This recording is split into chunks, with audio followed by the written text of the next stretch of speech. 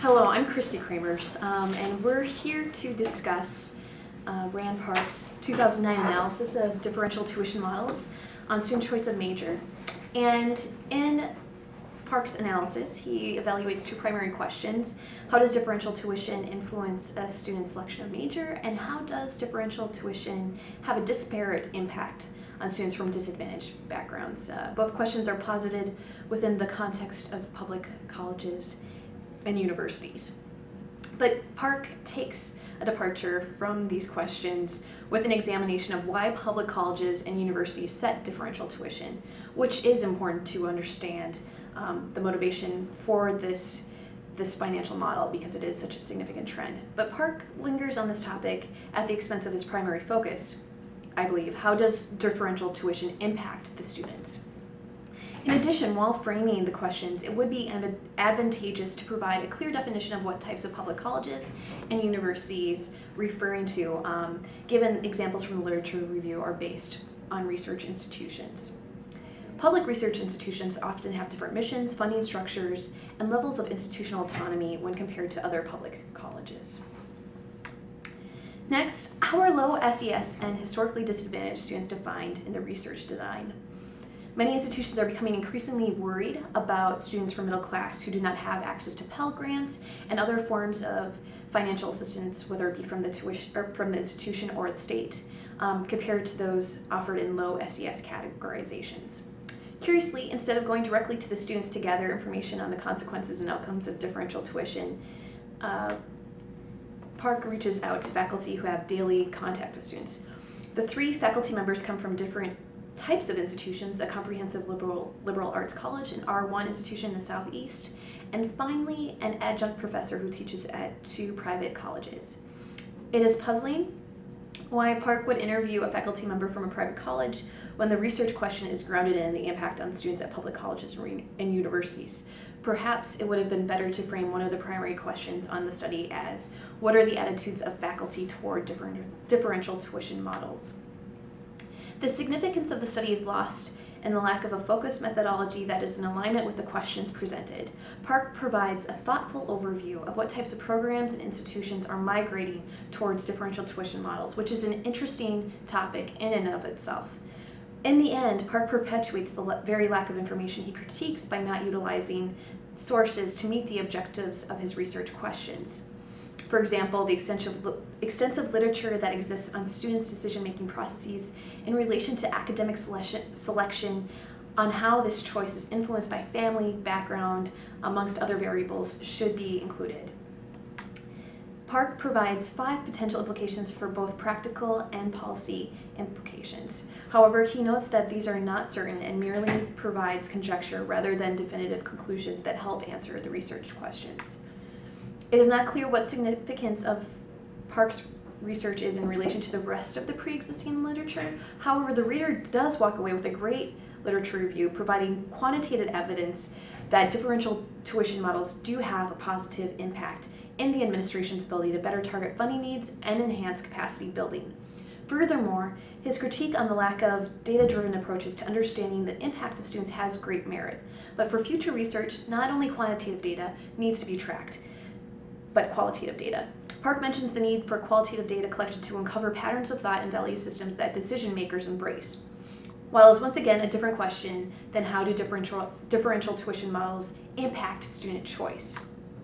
The qualitative data collection should primarily focus on students in addition to faculty and administrative leadership.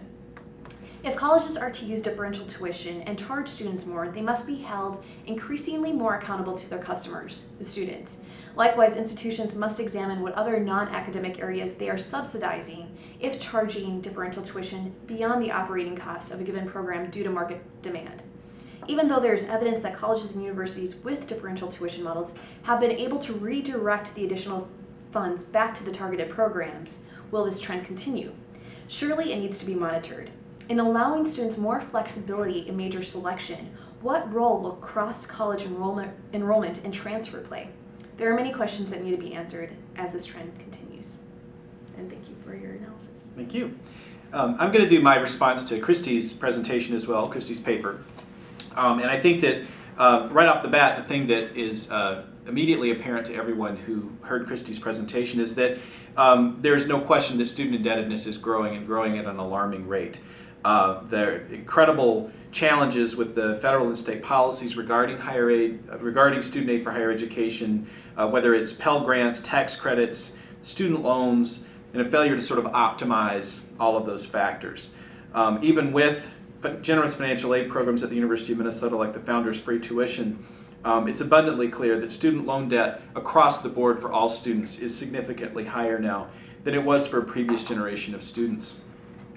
There's a policy-based plan that Christy offers to alleviate the crisis that she's outlined, including both data gathering and policy implementation, in terms of gathering more comparable data between other Big Ten universities, and then using this policy data using this data to make policy at the state and federal level, and then including a policy proposal to educate students and increase enforceability of policies around student debt.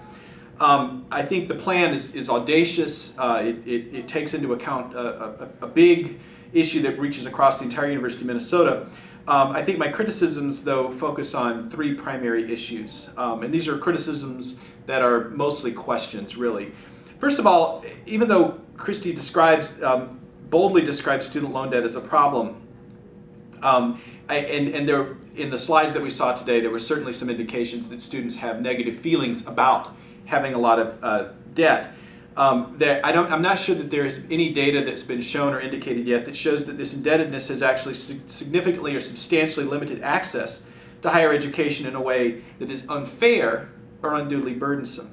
And this leads to my second point, which is that I think Christy has failed to outline what could be some less costly alternatives for higher education, maybe some policies or things that exist at other institutions.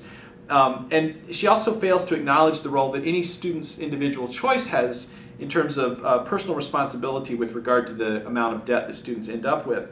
And then finally, the proposal to create a new office on campus paid for by additional student fees, combined with the freeze on tuition and an increased role for the university as a lobbying force at the state and national level, is, in my opinion, fiscally imprudent and really without evidentiary foundation with regard to whether or not it could actually rein in student borrowing, which in my opinion is driven primarily by individual incentives with regard to whether or not borrowing that amount of money is worth it for higher education. One of the things that I said in my paper here is that you describe student loan debt as a problem, but I think that the availability of credit, it's both a blessing and a curse. Just because credit is available doesn't necessarily mean that credit is bad.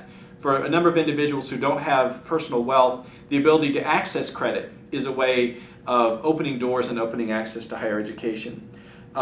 It's not necessarily the case that it's lender malfeasance. Even though many of the policies are opaque and hard to understand, there's very much a me-first attitude about debt, and I think this is shown in the slide where we see student loan debt as a certain percentage, but the overall debt that a student has upon graduating is 4 times higher than just student debt alone. And so there are a lot of choices that are being made by students with regard to borrowing for higher education that I'm not necessarily sure policies and good advice are going to get to the core of, which is ready availability of debt and kind of a me-first attitude on the parts of students. I also am very concerned about creating additional bureaucracy, fees, to say we're going to help you save your student loan debt, but at the same time, in order to do that, we're going to charge you for the privilege, to me seems like a challenging proposal for any legislature or university senate to consider at this time, because it does seem to work at cross purposes, even though I think Kramer's did a very good job of laying out why this is a problem that needs this kind of approach, and that a tiny band-aid won't fix the problem. It needs more of a universal and comprehensive solution.